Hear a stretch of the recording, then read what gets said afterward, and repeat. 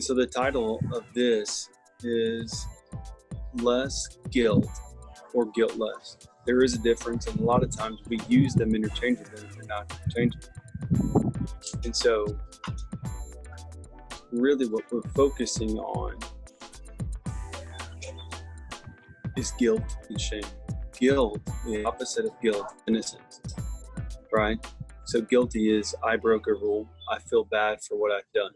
Shame, on the other end, the opposite of shame is glory. And it says, I feel bad about something that I am. I aspired to be something, right? So guilt says,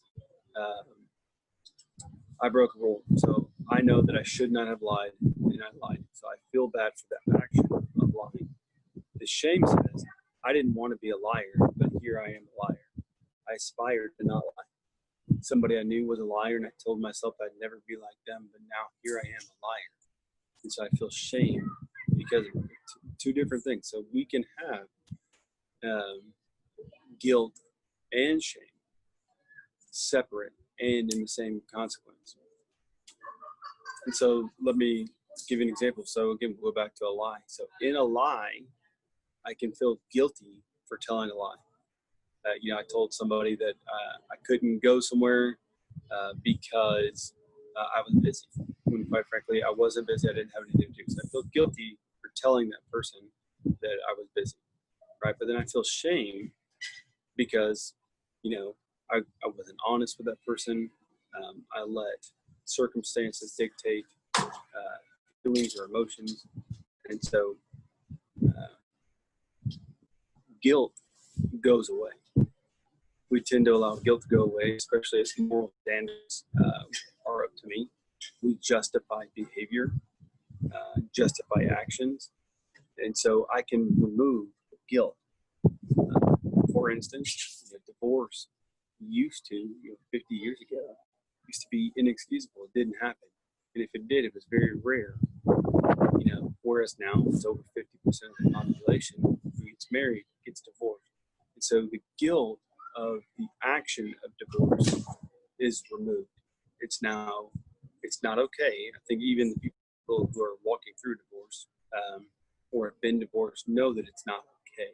But the guilt of doing it on either party, on either side, has been removed, right? But there's shame associated with it that is not removed. The shame associated is what we deal with in personal time and what comes back up.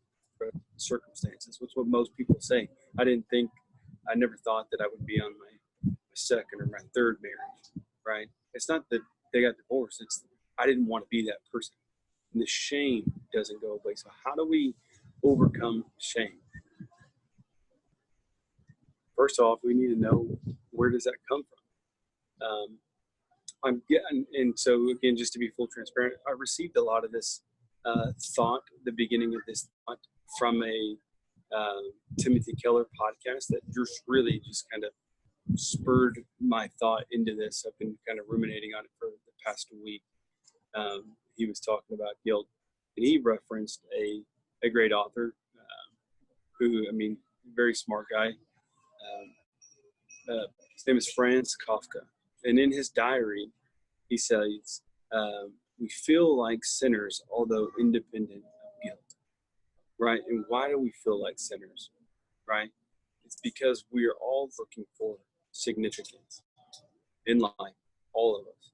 Okay, we're born and bred looking for significance.